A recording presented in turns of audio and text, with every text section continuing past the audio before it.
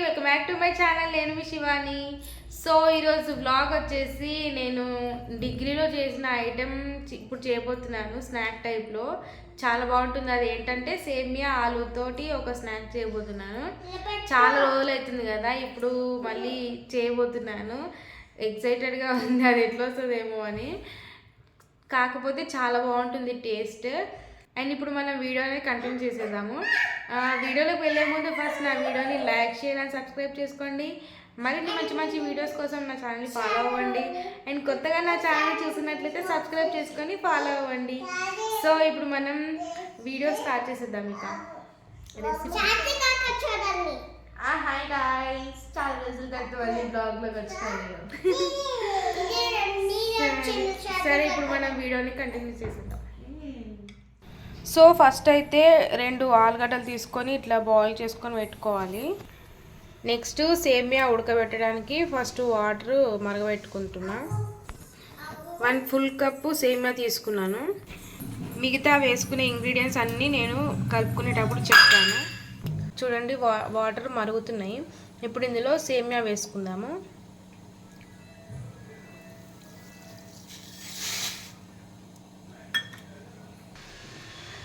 చూడండి ఇప్పుడు సేమియా అనేది ఉడికిపోయింది మంచిగా. ఇప్పుడు ఈ వాటర్ అన్నీ వంపేసి నెక్స్ట్ ఒక మిక్సింగ్ బౌల్ తీసుకోవాలి. ఇందులో మనం బాయిల్ చేసుకొని పెట్టుకున్నాం కదా సేమియా, అది ఫస్ట్ వేసేసుకోవాలి. నెక్స్ట్ ఇందులో మనం బాయిల్ చేసుకొని పెట్టుకున్నాం కదా పొటాటోస్, అవి వేసుకోవాలి ఇలా స్మాష్ చేసుకొని. నెక్స్ట్ ఇందులో మనం కట్ చేసుకొని పెట్టుకున్న ఆనియన్స్, నెక్స్ట్ ఇందులో ఆనియన్స్ వేసుకోవాలి. ఆనియన్స్ ఉంటేనే కదా చాలా బాగుంటుంది. నెక్స్ట్ కరివేపాకు అండ్ దెన్ ధనియా పౌడర్, కారం, పచ్చిమిర్చి కూడా వేసుకోవచ్చు. కాకపోతే పిల్లలు తింటారని చెప్పి నేను వేస్తలేను. ఫస్ట్ మొత్తం మనం కలుపుకుందాము.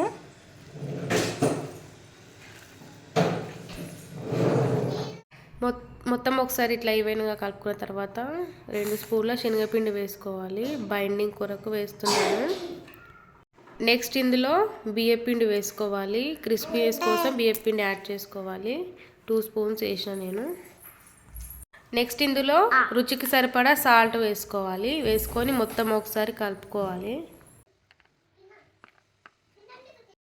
మొత్తం మంచిగా కలుపుకున్న తర్వాత ఒకసారి చేతికి ఆయిల్ రాసుకున్న తర్వాత మంచిగా మనం వడ ఎట్లయితే చేస్తామో మసాలా వడ ఆ టైప్లో చేసుకోవాలి. లేకపోతే మీ ఇష్టం ఎట్లయినా చేసుకోవచ్చు. పకోడీ మాదిరి కూడా వేసుకోవచ్చు.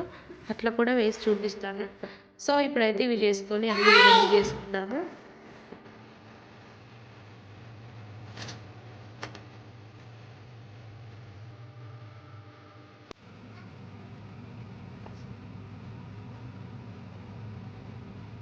నేను ఆల్రెడీ ఆయిల్ హీట్ చేస్తున్నాను. ఆయిల్ అయితే వేడెక్కిపోయింది.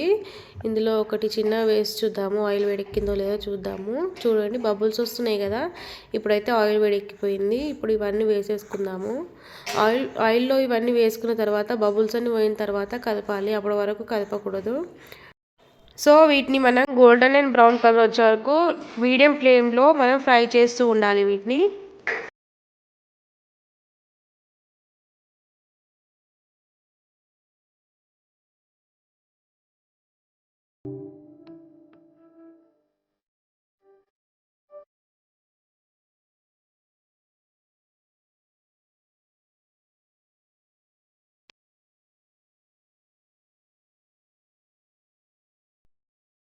సో చూసిరు కదా, లాస్ట్లో పకోడీ టైప్ కూడా వేసినా కదా, అట్లా కూడా వేసుకోవచ్చు. సో మీరు కూడా ఇలా వెరైటీగా ట్రై చేయాలంటే ట్రై చేయండి, చాలా బాగుంటుంది టేస్ట్ మాత్రం. అండ్ వీడియో కనుక నచ్చినట్లయితే తప్పకుండా లైక్, షేర్ అండ్ సబ్స్క్రైబ్ చేసుకోండి. And thank you for watching. Bye.